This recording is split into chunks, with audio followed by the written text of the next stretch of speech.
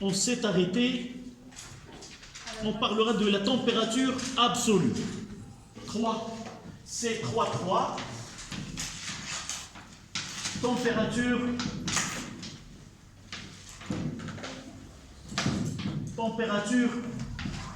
absolue.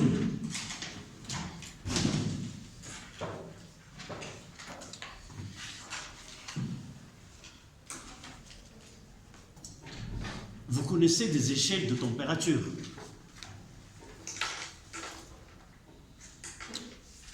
On exprime la température avec une unité. Degrés Celsius. Il y en a d'autres. D'autres. Kelvin et quoi d'autre? Fahrenheit.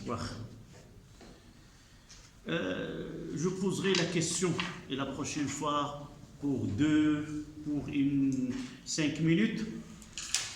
Quelqu'un va nous parler de l'échelle Celsius et l'échelle Fahrenheit. Ces deux savants. Quel est le premier qui a élaboré son échelle et celui qui venait juste après? Et quelles sont les références prises par l'un et par l'autre? Et c'est possible, quelle est la relation qui relie ces deux échelles de température?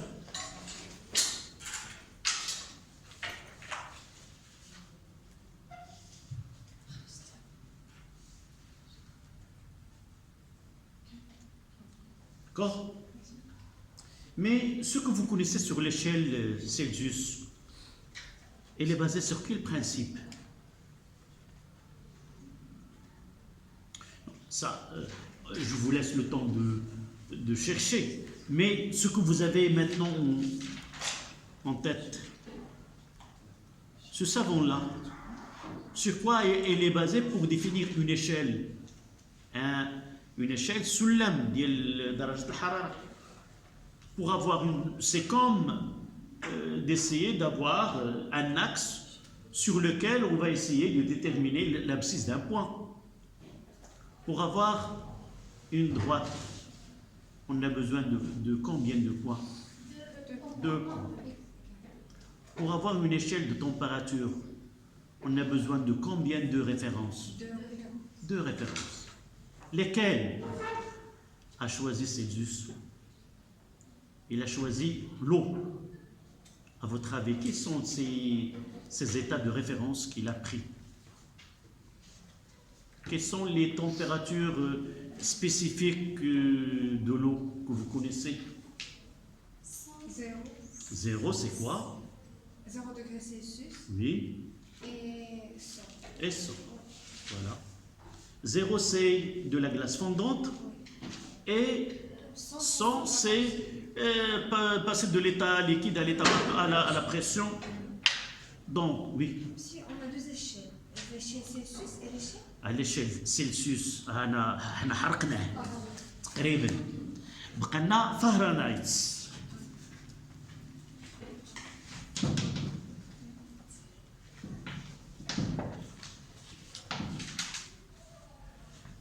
Échelle, je l'ai ici. L'échelle Fahrenheit.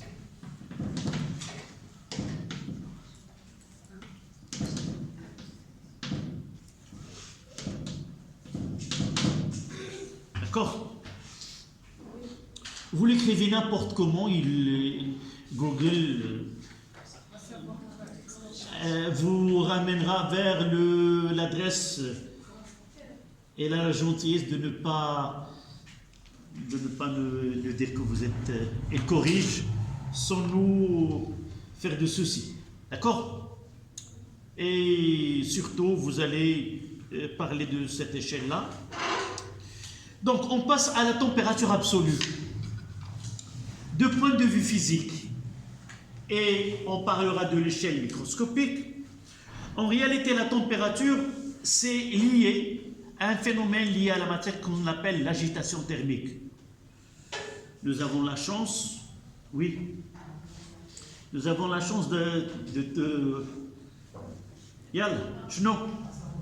وشدك الباب يلا. Nous n'avons pas de la chance. Donc, nous avons la chance de ne pas voir ce qui se passe dans l'air. En réalité, entre nous, il y a des molécules qui constituent l'air, et ces molécules sont en agitation permanente, sont sans arrêt, avec un mouvement chaotique. Et ce mouvement-là, c'est celle qui définit la température. Donc la température, elle est liée à cette énergie cinétique. Toujours, je vous parle, on verra en physique, parce qu'on parlera du premier principe de la thermodynamique. Cette partie-là, on va la retrouver en physique dans la thermodynamique et les principes zéro et le premier principe de la thermodynamique. D'une façon plus simple, nous associons à ce mouvement d'agitation هذا الرج الحراري أن كل المكونات ديال المادة كيفما كانت الحالة ديالها غازية سائلة أو صلبة دائما واخا كيبان لكم j'ai dit nous avons la chance que notre acuité visuelle ne permet pas de voir certaines choses هذه رحمة من أما كل واحد هو غادي هو كيخاف من هذه الجزيئات إلا كانت عندنا هذه القدرة على هذه الرؤية. Donc cette agitation thermique, ce mouvement brownien, ou ce mouvement soit dans le gaz, soit dans le liquide, c'est elle qui définit cette température. Plus la température est grande, plus cette agitation est grande aussi. Et inversement, plus cette agitation tend vers zéro, alors la température qui correspond tend vers zéro. On parlera de ce zéro absolu comme un troisième principe de la thermodynamique. Ce zéro en valeur absolue, comme température absolue, c'est parmi les principes sur lesquels la physique se base, on en parlera par la suite, c'est-à-dire c'est difficile d'atteindre ce zéro, ça veut dire avoir l'immobilité absolue de ces composants, même dans un solide.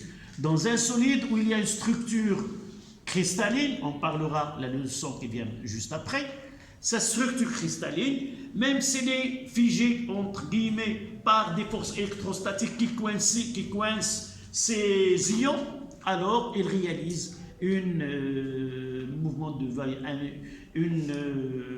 ce mouvement-là de vibration, soit dans les axes X, on parlera par la suite. Donc, atteindre le zéro, c'est une finalité pour les physiciens. Chaque fois, on s'approche à cette valeur, mais sans jamais atteindre le zéro absolu.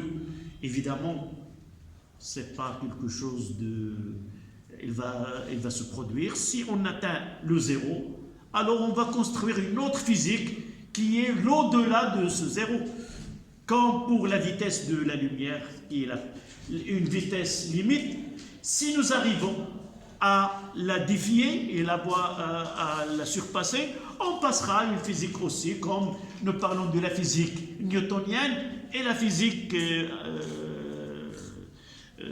moderne, qui est celle relativiste. Donc, vous notez à la ligne, la température absolue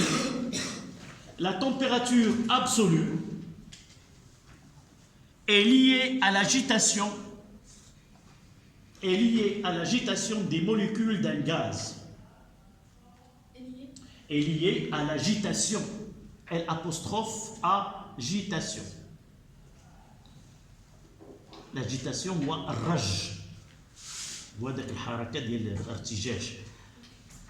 À l'agitation des molécules d'un gaz.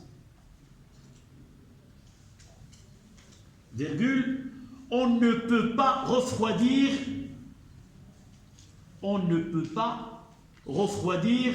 indéfiniment un gaz.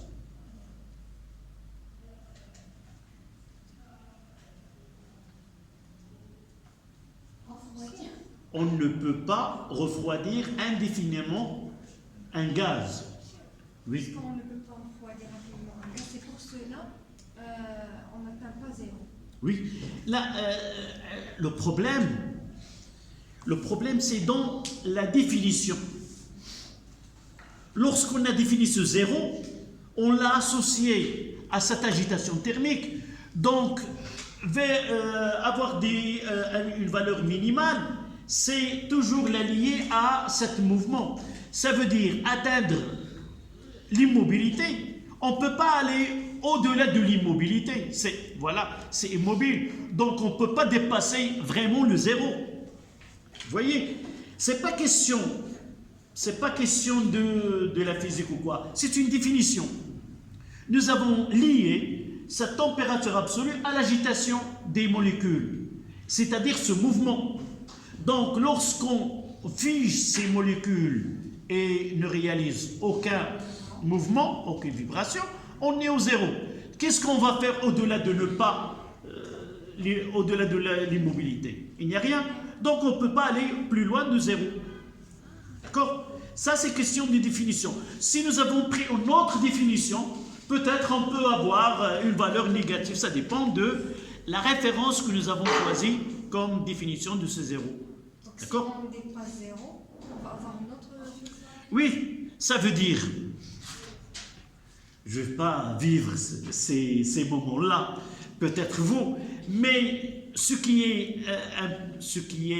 pas une chose qui est catastrophique. Il suffit de changer la définition. Au lieu de dire lié à l'agitation thermique, on va choisir une autre définition qui va être valable, qui va corporer, si vous voulez, la nouvelle constatation et la nouvelle expérience que nous avons faite, tout simplement. On les verra dans d'autres domaines. Ce n'est pas la température qui a été. Même dans certaines réactions, par exemple, on parlera de l'oxydation et la réduction. Ce sont deux types de réactions. Au début, c'était une définition très restreinte. Alors, nous avons vu d'autres phénomènes qui dépassent cette définition-là et cette théorie, elle a regroupé la nouvelle définition. Nous avons donné la première, puis on l'a grandi à une autre définition, puis on ne va pas l'étudier, on a donné une définition qui est très globale et qui est plus accessible à d'autres phénomènes. D'accord? Question de définition. Chaque fois qu'on voit qu'il n'englobe pas assez, on va la redéfinir de nouveau. Donc, monsieur, si on arrive à créer une autre définition, on peut atteindre zéro, on peut avoir une autre définition. Oui, ça c'est la physique. Donc la physique se repose sur une hypothèse, une théorie. Et cette théorie, il y a des lois, il y a des choses. Alors tant que ces règles que nous avons définies ne sont pas violées, alors on continue. Une fois que ces règles que nous avons définies sont violables, alors dans ce cas-là, on doit changer. Comme dans le cas de la mécanique classique, nous avons des lois, des conceptions.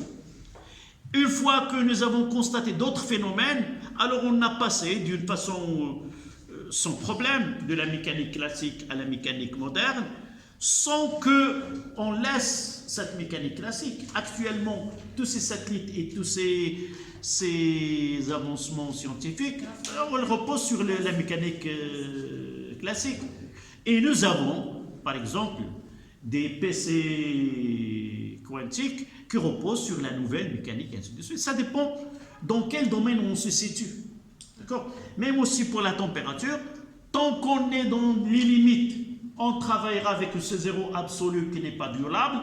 Et si on arrive à voir, on va essayer de construire une autre physique qui correspond à ce que nous venons d'avoir par la suite. Parce que la physique, راه قادره تخرج راسها وقادره دير لي القوانين ديالها منين كتجبر راسها في واحد المشكل كتحل.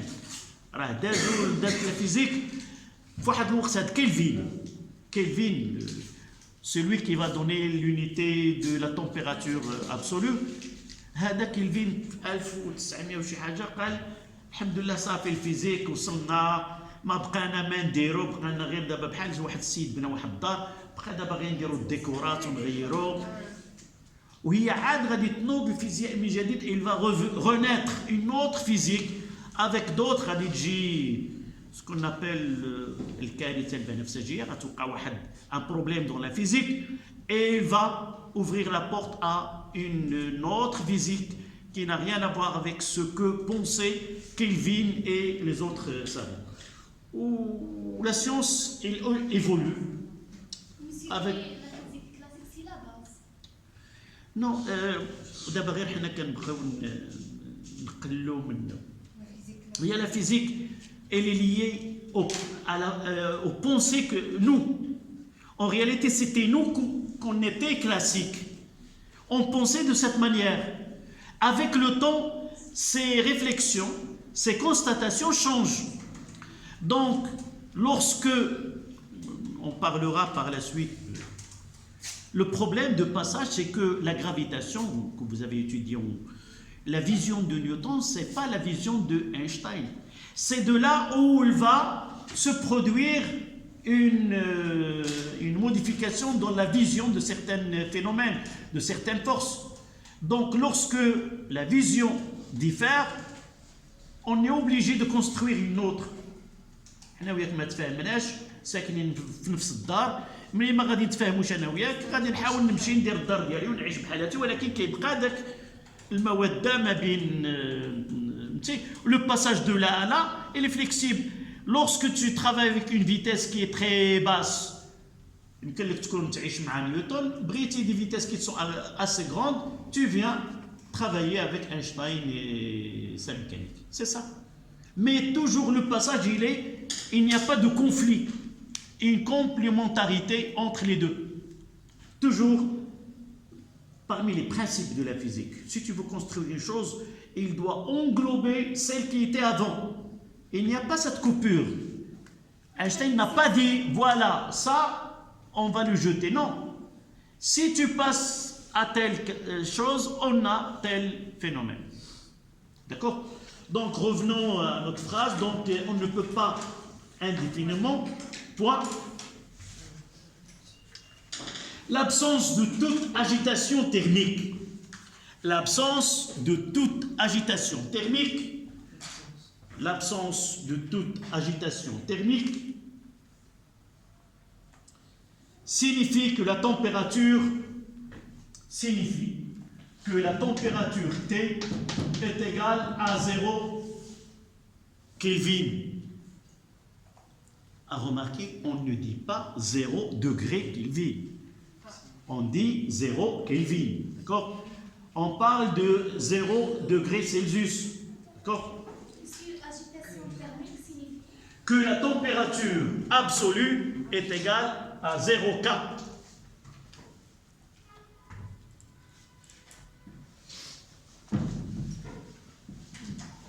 En pratique, on n'utilise pas le Kelvin. Donc, c'est une unité qu'on applique dans la thermodynamique, dans certains domaines de la physique, parce que cette unité, c'est l'unité internationale. Tant qu'il y a une équation dans laquelle il y a des grandeurs physiques, et on veut que ce travail soit correct, on doit travailler dans le degré, dans le Kelvin, et si nous avons le degré Celsius, on doit la convertir. Et c'est ça ce qu'on va faire, conversion de l'unité.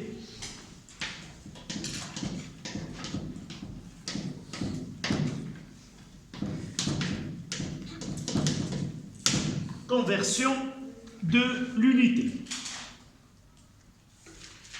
Peut-être vous l'avez déjà. Donc T en Kelvin est égal à θ en degrés Celsius plus 200,13. Voilà. On va utiliser θ parce qu'on va en physique parler de la calorimétrie. Et dans cette partie, on notera la température T majuscule, système international Kelvin, et θ, c'est en degrés Celsius.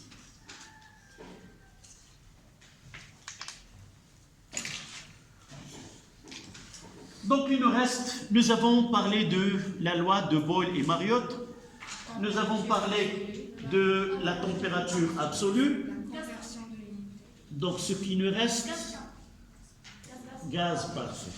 Équation des gaz parfaits. Voilà. Et c'est quoi un gaz parfait? Oui, les molécules de gaz parfait n'agissent pas entre elles. Oui. Et leur dimension? Oui, les dimensions sont assez petites, de telle façon, même aussi que les distances qui les séparent sont assez grandes, de telle façon que les interactions entre les constituants de ce gaz est nulle, et par la suite, on l'appelle un gaz même. C'est un gaz parfait, idéal.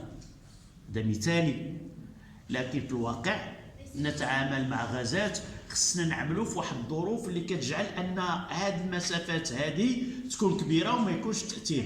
Donc on doit travailler dans des conditions que les gaz que nous connaissons peuvent être considérés comme un gaz qui est parfait. Donc on doit être loin d'une température de liquéfaction, c'est-à-dire que les molécules ne peuvent pas être entassées de telle manière à facile à passer à l'état liquide. Et à partir de là, dans notre programme, tous les gaz sont considérés comme gaz parfaits. Elles répondent à l'équation que vous venez de dire, PV est égal à nRT. Oui. Si on prend un gaz et on fait les conditions parfaites, donc c'est parfait. Oui, non, j'ai dit, il va se comporter d'abord comme notion de gaz parfait, comme définition. En réalité, c'est théorique. On n'a pas des gaz, des molécules qui sont presque ponctuelles, n'ont pas de dimension. Mais on peut dire, dans certaines conditions de température et de pression, nous pouvons considérer que l'état dans lequel se trouve ce gaz, c'est un gaz qui est parfait. Et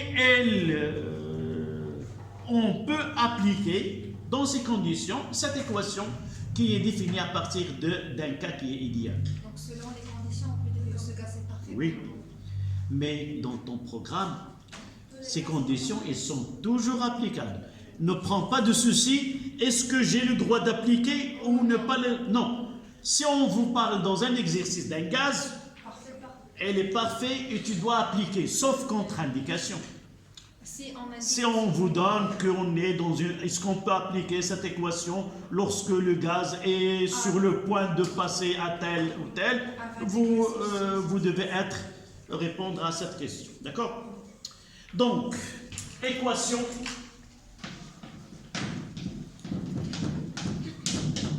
des gaz parfaits.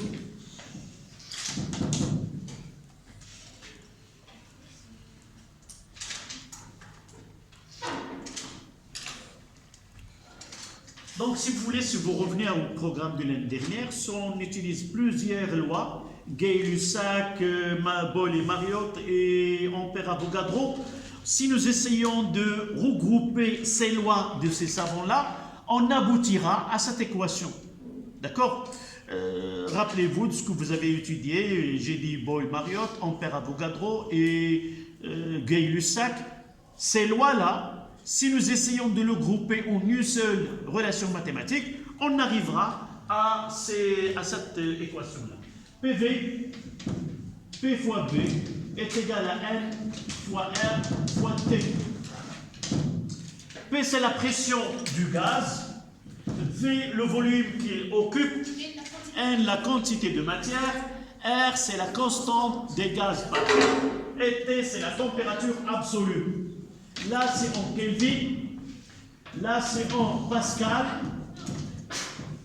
Le volume en mètres cubes. La quantité de matière est en mol. R sans unité. R sans unité. هنيتينا منا عرفتي شحال كنت غادي نكتب دابا ملي قلتي سونز يونيتي هنيتيني. كاين لونيتي تكلمت لكم قبيله على ليكواسيون ديمونسيون نتكلموا عليها واخا ما غادي نحتاجوهاش هذا العام هذا. La physique, il a une logique. Parmi les logiques qu'il doit appliquer, c'est que jamais on doit comparer deux grandeurs qui n'ont pas la même unité. Même dans notre vie pratique. Je ne veux pas comparer le goût d'une carotte avec une pomme ou d'une banane. نهار اللي غادي يقول لي هاد التفاحه هذه عندها واحد الحلاوه قريبه لواحد المطيشه، نقول له هذا راه. Donc on ne doit pas, même il y a une dicton qui dit on ne peut pas mélanger les choux avec les carottes. Vous pouvez penser pourquoi il a été dit cette phrase, mais je ne peux pas mettre en équation deux grandeurs qui ne sont pas A est égal à B. Si A est égal à B, alors l'unité de A est égale à l'unité de B. Si j'ai un produit là et un produit là, forcément que l'unité de ce côté-là doit être égale à l'unité de ce côté. En conséquence, si je sais l'unité de P, de V, de L et de T, je peux déterminer l'unité de R. Forcément, d'après ce qu'on appelle équation de dimension. Donc, si R elle est là, elle doit être conforme avec les unités. Elle doit prendre une unité qui rend l'unité de cette partie doit être égale à l'unité de l'autre côté. Est-ce que c'est clair? Donnez-moi donc l'unité de R. D'une façon, d'abord, je n'ai pas parlé que les unités, nous avons les unités fondamentales et les unités dérivées. MKSA, le mètre, le kilogramme, le seconde et l'ampère et l'unité de le candela, c'est pour la lumière. Donc, ce que vous connaissez comme unité, ce sont des unités dérivées. D'accord? Petit à petit, on va essayer d'exprimer quelles sont ces unités fondamentales et les unités dérivées. الوحدات الأساسية والوحدات المشتقة. يعني ملي كنتكلم على le joule, c'est une unité qui est formée à partir d'autres unités fondamentales. On aura l'occasion d'exprimer le joule par des unités qui sont fondamentales. Donc pour nous, d'une façon plus simple, ça sera R, l'unité de R quoi? Le pascal, le mètre cube, mol moins 1, Kelvin moins 1. Mais on verra, ce sont des unités à partir de l'équation. Mais par la suite, on verra que le pascal avec le mètre cube, avec cada, peut être converti à d'autres unités fondamentales. On trouvera que les kilogrammes, le mètre, seconde, et là on n'a pas l'ampère. Donc ici on n'aura que mol, on aura l'unité mol, on aura le mètre, le kilogramme, la seconde, avec le Kelvin ou autre. On aura l'occasion, Inch'Allah, de voir le pascal, de quoi il est constitué comme unité fondamentale. D'accord? Donc voilà.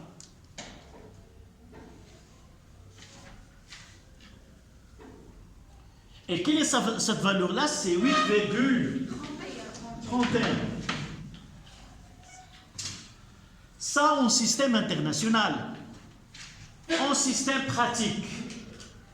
كاين الوحدات العالمية وكاين الوحدات العملية. عمليا فالبريسيون كيمكننا نستعملوا اتموسفير، الحجم يمكننا نستعملوا اللتر، وكذلك كمية المادة غادي تبقى المول، ما عندناش شي وحدة من غير، ودرجة الحرارة دائما والكلفين. On verra par la suite, on peut, si on a une différence, d'accord, mais là, donc il y a une autre unité qui est 0, je donnerai cette valeur, 0,082 comme unité atmosphère. On prendra la atmosphère. Le volume, c'est en litres. Le mol moins 1. Mais, oui, Kelvin moins 1. Vous n'avez pas à prendre ces valeurs. Elles sont données dans un exercice. Et faites attention. Si on vous donne avec ces unités, vous devez convertir du pascal à l'atmosphère. Et je vous donne là une valeur 10 à la puissance, en réalité 1,01, 10 à la puissance 5 pascal est égal à 1 atmosphère. Et il y a d'autres unités qui est le bar comme unité de pression. Centimètres du mercure, oui. Dans la météo, vous entendez, ces courbes que vous voyez, c'est en millibars ou quelque chose comme ça. Vous lisez 1005, ainsi de suite, ce sont en millibars. Donc il nous reste maintenant à définir la quantité de matière pour un gaz. On doit finir avec tout ceci pour arriver à donner la quantité de matière relative à un gaz. Lorsque il est soumis à une pression P et il occupe un volume V à une température T. Donc ça sera ça sera combien? C'est 3, 4. 3, 4. Donc 3, 4. Non, on va finaliser ce que nous avons commencé. Là, détermination de la quantité de matière d'un gaz. Le dernier, c'était quoi? 3. Oui, vous avez raison. 3, 4. Et petite remarque. Oui. Une petite remarque. Vous êtes la deuxième séance. J'ai déjà travaillé 2 heures avec vos camarades de deuxième sciences physiques SVT. Avec le temps, la fatigue, et parfois, lorsque vous êtes en deuxième séance, essayez de me suivre ce que je dis et ce que j'écris. Parfois, je peux me tromper vers la fin de la séance, il me reste un quart d'heure, donc je suis fatigué. Non, je dirais fatigué, parce que... Épuisé, c'est totalement... Oui, je suis fatigué. Par la suite, vous allez essayer de me contrôler à ce que les relations que j'écris, les valeurs et aussi le titre. Donc, ça sera 3, 4. C'est quantité de matière d'un gaz. Quantité de matière d'un gaz.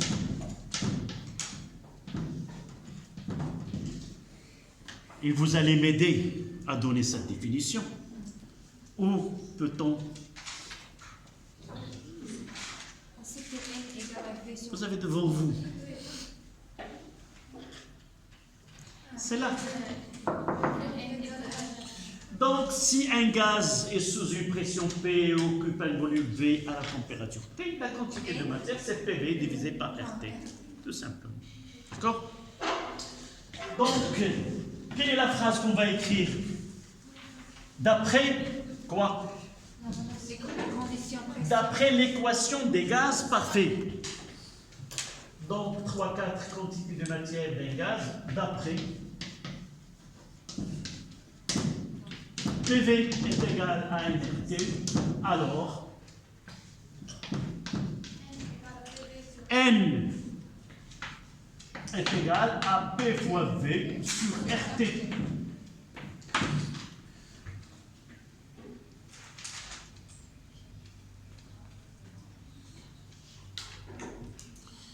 Si on veut profiter de cette relation-là, et si nous donnons à N 1, c'est quoi 1? Une mole.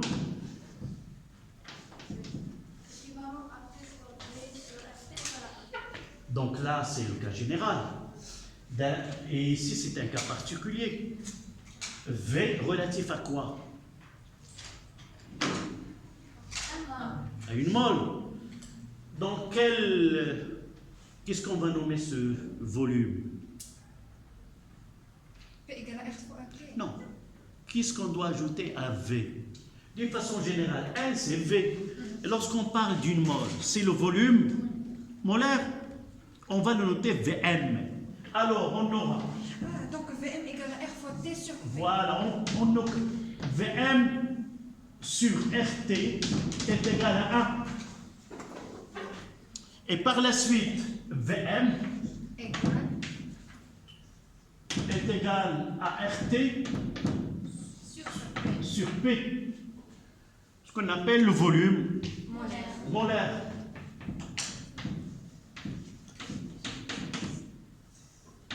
Mais en réalité, on ne va pas, on peut le calculer. Qu'est-ce que vous constatez que ce volume molaire, est-ce qu'il est le même? Est-ce qu'il garde la même valeur? Non. Donc, Si les conditions se changent, donc VM va se changer. donc lorsqu'on donne la valeur du volume molaire, on doit ajouter quoi? On doit préciser la température et la pression. Donc, on peut le calculer, par exemple, essayez de le faire ce calcul, dans le système international pour R, où on ne mettra pas en litres, on mettra un petit calcul. R, c'est 0,082 fois, on prendra à 0 degré Celsius, donc c'est 273,15 divisé par à la pression 1 atmosphère. Je dois utiliser l'atmosphère parce que j'ai utilisé R 0,082. Ça donne combien? En litres? 22,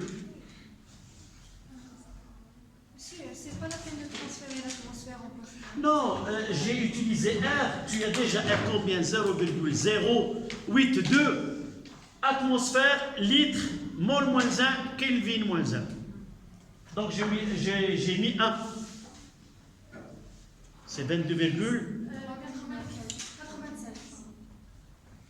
évidemment, ici j'ai donné les valeurs. Une atmosphère, c'est, on verra le calcul exact. C'est, on mettra combien là? 22, virgule, 87. C'est 21. combien? 21. Monsieur, j'ai trouvé 22. Vous avez des calculatrices. Et vous devez 0,082 fois 273,15 divisé par 1. 22,40. Voilà. Litres, mol moins 1. C'est un volume molaire. Toujours, il y a ce mol moins 1. Vous pouvez calculer à 25 degrés. Non, à 25 degrés, à une autre pression et autre. D'accord? Et pour finir, ici, nous avons pris comme, si vous voulez, un petit raccourci pour revenir à ce N. Essayons de nous débarrasser de ce RT sur P. Qu'est-ce que j'aurai là, N? C'est V Sur V. divisé par quoi? P, RT sur P. Donc c'est V. Est-ce que vous êtes d'accord? Oui. Je multiplierai par l'inverse, c'est PV sur RT. Et ça donne quoi? V sur V. Voilà. Voici la relation qu'on devait appliquer. Et l'application l'a démontré que N pour un gaz donné, c'est le volume de gaz sur le volume molaire. Et remarquez que j'écris V en majuscule pour les gaz.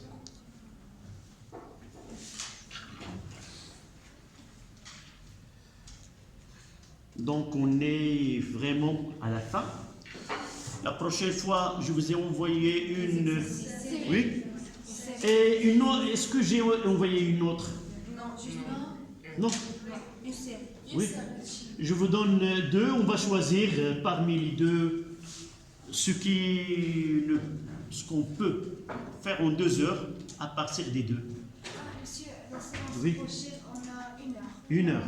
Donc on fera La première série. On fera celle que je vous ai envoyée. D'accord? Et il y a combien d'exercices? 1, 5 exercices. 5 exercices. D'accord. Les 3 premiers sont très faciles. إذا في نظرك ساعة غادي كافية ما غادي نتعطلوش. داكور يلا le mercredi matin. Et après cela, qu'est-ce que nous avons fait? D'accord? Là, on passera physique, travail, parce que la leçon qui viendra par la suite, on peut essayer de profiter ou de ne pas oublier ce que nous avons fait en physique, et par la suite, après le travail, on revient à la suite de la chimie. Voilà.